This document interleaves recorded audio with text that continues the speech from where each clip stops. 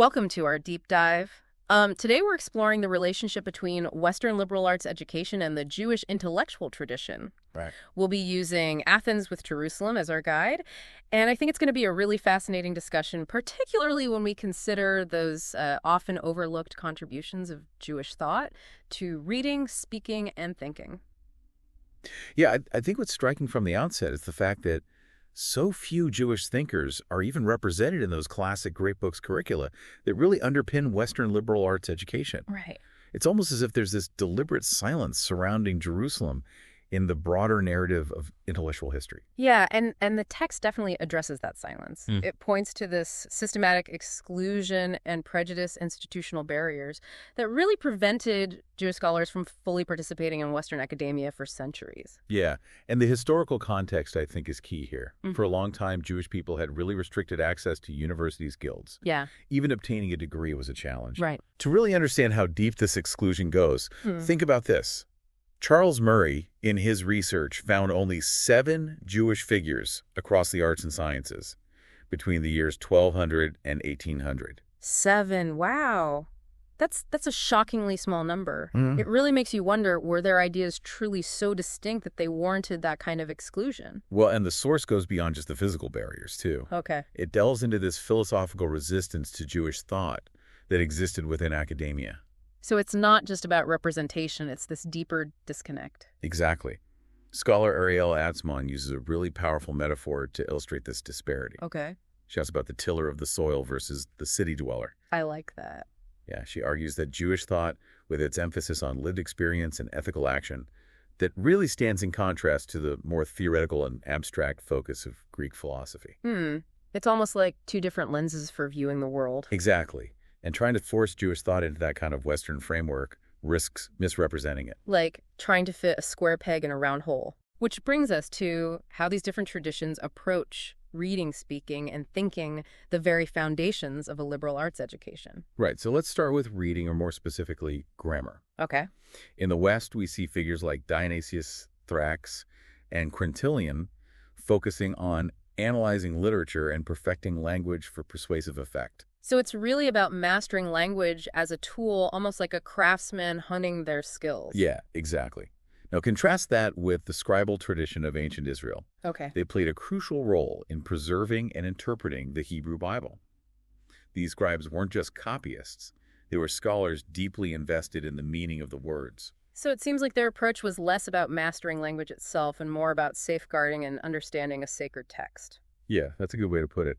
And then during late antiquity, you have the Masoretes, who emerged and developed this incredibly meticulous system of vocalization and annotations for the Hebrew Bible. Wow. The source refers to this as the standardization of the Torah because of their dedication. It's really remarkable to think that their work is still shaping our understanding of the biblical text today.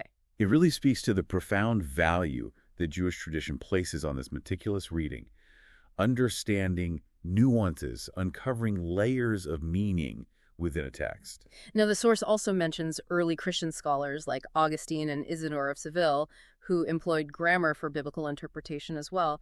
How does their approach compare to the Jewish tradition? Well, they certainly built upon those Greek and Roman grammatical traditions, but they did it through a distinctly Christian lens. Of course. It's really fascinating to contrast that with the rabbinic tradition of midrashic exegesis, Right. which is this uniquely Jewish approach to interpreting scripture.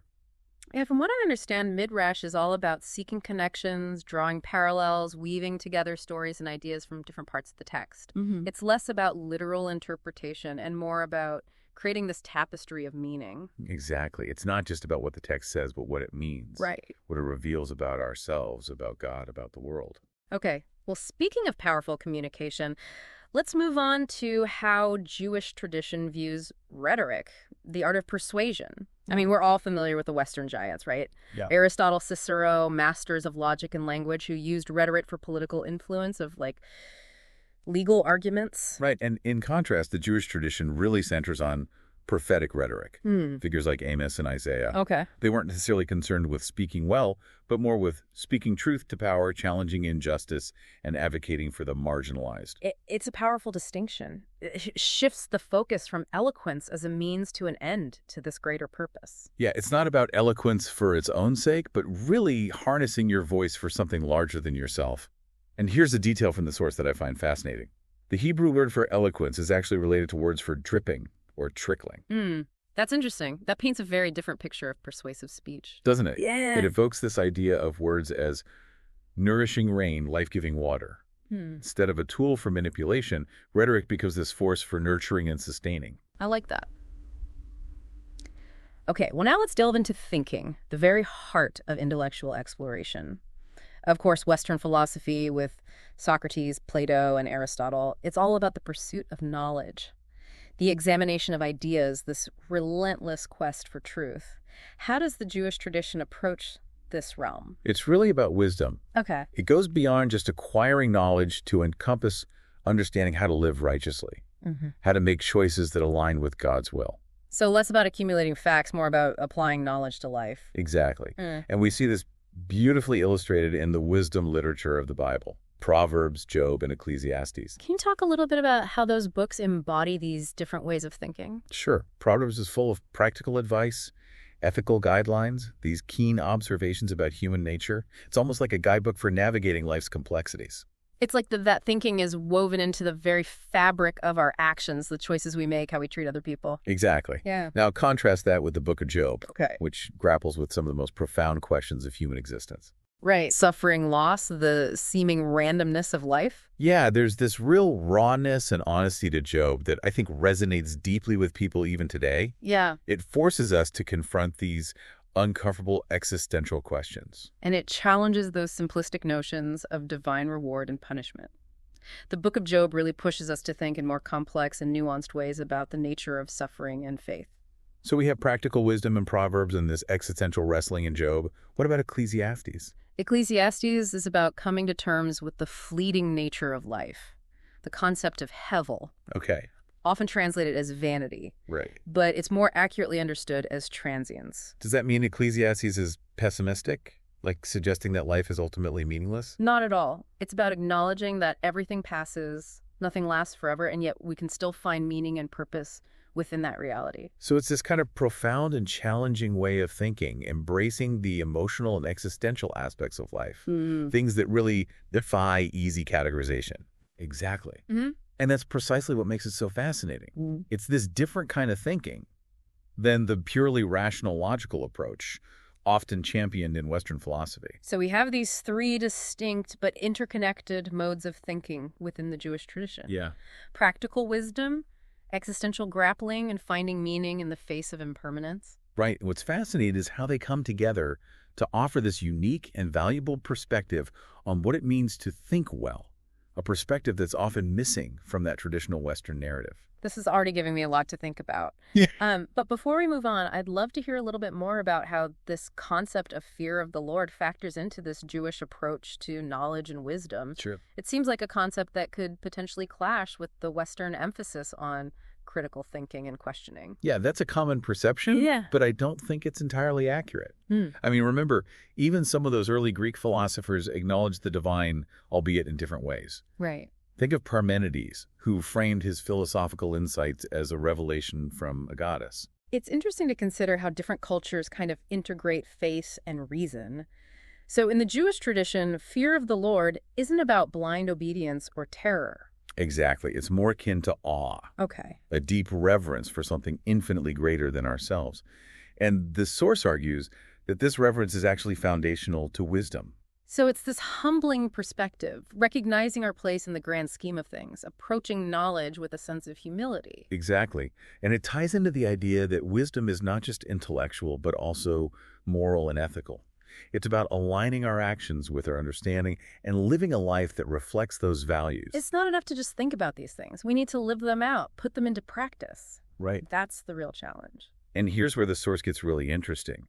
It explores these fascinating parallels between the Socratic method and the Jewish tradition of questioning and debate. It's fascinating to consider Socrates in this context. His relentless questioning seems miles away from the fear of the Lord we find in the Bible. Can you unpack that tension a little bit? Sure. Socrates is famous for his emphasis on self-examination, on constantly challenging assumptions and beliefs. Right. And the source points out that this rigorous intellectual honesty is deeply ingrained in Jewish tradition as well. How does that questioning manifest in a Jewish context? Look no further than the Talmud, Mm. this vast collection of rabbinic debates and interpretations. Right. It's a testament to a culture that values argument challenge, dissection of diverse perspectives on the text. It's like those late-night study sessions where everyone is passionately debating the nuances of a passage, trying to unlock its hidden meanings. Exactly. It's this dynamic, interactive approach to learning, this constant back and forth, that compels everyone to think more deeply and critically. So it's not about finding the answer, but exploring the questions themselves. Right. Wrestling with complexity, embracing multiple perspectives. And that's where we begin to see the real value of bringing Athens and Jerusalem into conversation. They offer these complementary approaches to thinking, learning, and engaging with the world. I'm really starting to grasp the bigger picture here. But let's be honest, there are some significant obstacles to actually integrating Jewish thought into modern liberal arts education. Sure. The historical baggage, the perception of the Bible as primarily a religious text, this persistent separation of faith and reason. Yeah, you're right. It's as if these two traditions have been siloed for so long that it's hard to imagine them really converging. But the source argues that the potential benefits are enormous. Jewish thought offers these unique and invaluable perspectives on ethics, social justice, the importance of community. Absolutely. It's like bringing this whole fresh set of lenses to those core questions that liberal arts education should be grappling with. Can you give me a concrete example of what that integration might actually look like in practice? Yeah. Imagine students wrestling with the Book of Job alongside Plato's Republic, exploring the ethical dilemmas in the Talmud alongside Aristotle's Nicomachean Ethics. It's about bringing these diverse voices into conversation with each other. Okay, I'm starting to see the possibilities here. Yeah. But how do we actually make this happen? Where do we even begin to bridge this divide? Well, there's some encouraging signs. There's a growing movement of scholars and educators who are advocating for more inclusive curricula that bring Jewish texts and thinkers into dialogue with Western classics. Do you have any specific examples of this in action? Yeah, one example would be Shalem College in Jerusalem. Oh. They've built their entire curriculum around integrating the study of great Jewish texts with a broader liberal arts education. So they're really pioneering a model for a truly inclusive liberal arts program. Exactly, and they're not alone. There's a growing awareness of the need for a more expansive and diverse approach to the liberal arts. It's not just about adding a few Jewish texts to the reading list. It's about a fundamental shift in perspective. Right. This willingness to embrace different ways of knowing and being in the world. You hit the nail on the head. And that's what makes this whole exploration so captivating. It's not simply about accumulating information, but about broadening our horizons, challenging our assumptions, and ultimately becoming more well-rounded and thoughtful individuals. Before we wrap up this part of our deep dive, I want to circle back to something you mentioned earlier about Jewish thought offering this unique perspective on ethics and social justice. Sure. Can you elaborate on what that actually looks like in practice? Yeah, a central concept is tzedek, Okay. often translated as righteousness or justice, but it's much more expansive than that. It encompasses this deep sense of fairness, equity, and compassion, particularly toward the vulnerable and marginalized. So it's not just about adhering to some kind of abstract principles. It's about actively working to create a more just and equitable world. Exactly. And this is reflected in everything from biblical laws concerning the treatment of the poor and the stranger Right. to rabbinic debates about social responsibility and ethical conduct. It's like this sense of justice is woven into the very fabric of Jewish thought. Exactly. And this leads to another important concept, tikkun olam, Okay. often translated as repairing the world. Mm-hmm. This idea that we have a responsibility to actively work toward healing the brokenness of the world, Wow. to make it a better place for everyone. So thinking well isn't enough. We must put our knowledge into action. Right. Make it a force for positive change. And that's where I believe Jewish thought presents this potent challenge to the sometimes overly intellectual and detached nature of Western education. It's a call to move beyond theory into practice, Yeah. to make our thinking truly meaningful and transformative. That's a powerful takeaway. This deep dive has given us a lot to ponder, and I'm eager to continue exploring these ideas with you. But for now, we'll pause here. Sounds good. Well, I'm glad you're finding this as thought-provoking as I am. There's so much more to uncover. Yeah, it's been fascinating to kind of trace these different threads of thought, wouldn't you say? Absolutely. I feel like we've only just scratched the surface of what Jewish thought has to offer. But where do we go from here? How do we begin to bridge that gap between Athens and Jerusalem, especially given all the challenges we've been discussing? Well, the source actually offers some encouraging examples of contemporary efforts to create those more inclusive curricula that we were talking about. Yeah. Bringing Jewish texts and thinkers into conversation with those Western classics. That sounds promising. Can you give me any specific examples of what that looks like in practice? Yeah. One example would be the work being done at institutions like Shillem College in Jerusalem. Okay. Their whole approach is centered around integrating the study of great Jewish texts with a broader liberal arts education. It's like they're forging a path for what a truly inclusive liberal arts program could be. Exactly, and they're not alone. There's this growing movement of scholars and educators who are really pushing for a more expansive and diverse approach to the liberal arts. So it's not about replacing Western traditions, but enriching them, adding new voices to the conversation. Exactly. It's about recognizing that true wisdom can be found in these unexpected places, often outside of our familiar intellectual comfort zones. This deep dive has certainly expanded my understanding of what it means to think well. But before we wrap up, I want to circle back to this concept of hevel in Ecclesiastes. Okay. We touched on it briefly earlier, but I'd love to explore it in a little more depth. Hevel. Yeah. It's a word that I think is often misunderstood. People kind of reduce it to just vanity. Right. But it's so much more nuanced than that. Right. You mentioned it's more accurately understood as transience, but how does that connect to this broader theme of wisdom? Well, Ecclesiastes really invites us to confront this ephemeral nature of life. The reality that everything passes. Right. Nothing lasts forever. And within that seemingly bleak recognition lies a profound wisdom. It sounds almost paradoxical. How can acknowledging the fleeting nature of life lead to wisdom? Because by recognizing that impermanence, we can detach ourselves from clinging to those things. And it frees us to really appreciate the present moment. Yeah. To find joy and meaning in the midst of this ever-changing flow of life. So it's about finding a deeper appreciation for life precisely because it is fleeting. Exactly. And that ties into another key concept in Ecclesiastes, this idea of embracing those simple pleasures of life. Okay. Work relationships, enjoying the fruits of your labor. These things might seem insignificant in the grand scheme of things. Right. But Ecclesiastes suggests that finding meaning in these everyday experiences is a part of what it means to live wisely. So hevel isn't about nihilism or despair. It's about shifting our perspective, focusing on what really matters in the face of that impermanence. That's a great way to put it. Ecclesiastes reminds us that true wisdom isn't about accumulating this vast knowledge or achieving worldly success. It's about finding meaning and purpose in the midst of life's inherent limitations. It's a perspective that's both humbling and empowering, wouldn't you say? Absolutely. It's a reminder that wisdom isn't about having all the answers, but about embracing those questions, the uncertainties and the complexities of life with a sense of humility and wonder. As we're delving into these ideas, I can't help but wonder if this focus on transience and finding meaning in the everyday might offer a valuable counterpoint to some of the anxieties of modern life. I think you've hit upon something really important.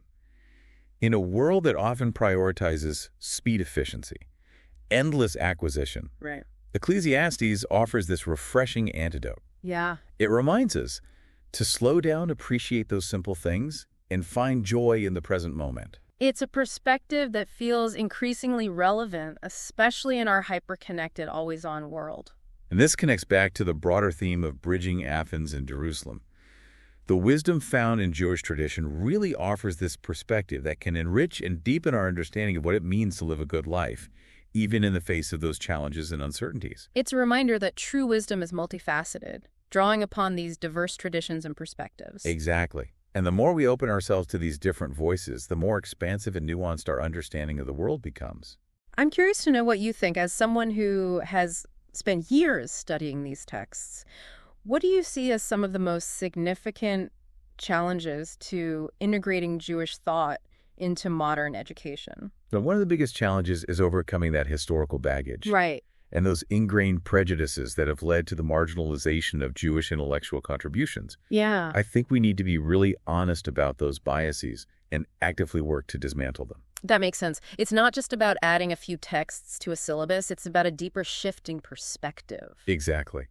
And that requires a willingness to question our own assumptions and to embrace that discomfort that can sometimes come with encountering unfamiliar ideas. Right. Unfamiliar ways of thinking. It's about challenging those intellectual comfort zones that we've all kind of built around ourselves. Precisely. And that's where I think the role of educators is so crucial. They have the opportunity to create these spaces where students can really engage with diverse perspectives, where they can wrestle with challenging ideas, and where they can develop those critical thinking skills. It sounds like we need a more holistic approach to education, one that recognizes the interconnectedness of all these different fields of knowledge. Absolutely. We can't keep treating knowledge as if it exists in these neat little boxes separated by artificial disciplinary boundaries. Right. We need to encourage students to make connections, Yeah. to see the world through multiple lenses, and to recognize the inherent value of those diverse perspectives. This conversation has been incredibly enlightening. I'm already thinking about ways I can incorporate some of these insights into my own learning and teaching. But before we wrap up, I want to return to the idea of tzedek and tikkun olam that we discussed earlier. It seems to me that those concepts offer this really powerful framework for understanding the ethical implications of knowledge. You've hit upon a crucial point. Jewish thought really emphasizes that knowledge isn't simply this abstract pursuit. It carries with it this profound responsibility to act justly, to work towards healing the world, and to make a positive impact on the lives of others. It's about moving beyond the realm of ideas into the realm of action. Exactly. And that's where I believe the integration of Jewish thought into a broader educational framework can be truly transformative. It can help us to cultivate not only intellectual curiosity, but also this deep sense of ethical responsibility and a commitment to making the world a better place. I find that incredibly inspiring. It's a reminder that education should be about more than just acquiring knowledge. Right. It should be about shaping thoughtful, compassionate, and engaged citizens who are committed to using their knowledge for the greater good. I couldn't agree more. And I believe that by embracing the wisdom found in these diverse traditions, including Jewish thought, we can move closer to that ideal. This has been really eye-opening. This whole deep dive, I feel like it's really challenged my assumptions about knowledge and wisdom. Yeah. I'm starting to see how Jewish thought kind of offers this framework that integrates intellect, ethics, and action. And that feels incredibly relevant in today's world. Absolutely. Yeah. It's not just about knowing what's right, but about actually doing it. Right. And that's where tikkun olam, repairing the world, really comes in. It's a call to action that goes beyond just individual piety and extends to social justice, environmental stewardship, working to create a more equitable and compassionate world. It strikes me that that concept really has the potential to resonate with people from all backgrounds. Yeah. Regardless of their religious beliefs. It's a universal aspiration to want to leave the world a little better than we found it. Absolutely. And it challenges us to think beyond just our own immediate needs and concerns. Right. To consider the well-being of that broader community, both human and non-human. So where do we go from here? How do we take these insights from our deep dive and actually apply them to our own lives? Well, the source text, Athens with Jerusalem, is a great starting point for anyone who really wants to explore these ideas further. And I would also encourage our listeners to check out the works of some of the specific Jewish thinkers that we've mentioned today. Yeah. Like Maimonides and Levinas, whose ideas, I think, continue to resonate even centuries later. Absolutely. Don't be afraid to delve into some of those primary sources, too. Yeah. Like the Talmud, the Hebrew Bible, even contemporary Jewish philosophy. Right. It's in those original texts that you'll really encounter the richness and complexity of Jewish thought. And it's about approaching those texts with an open mind, a willingness to learn, even if it means challenging our preconceived notions. And don't just limit yourself to reading either. Engage in conversations with others. Yeah. Maybe join a study group, attend lectures, or even seek out opportunities to learn from scholars and rabbis. Right. I think the more we expose ourselves to these different perspectives and engage in dialogue, the more our understanding will grow. It's about fostering that sense of intellectual curiosity and a willingness to kind of embrace the discomfort of challenging our own assumptions. It's exactly. Remember, learning is a lifelong journey, and there's always more to discover. So as we wrap up this deep dive into the intersection of Western liberal arts education and Jewish thought, What are some of the key takeaways that you hope our listeners will kind of carry with them? Well, first, I hope they'll come away with a recognition that Jewish thought has been historically marginalized in Western education. It's a gap that we need to acknowledge and address. For sure.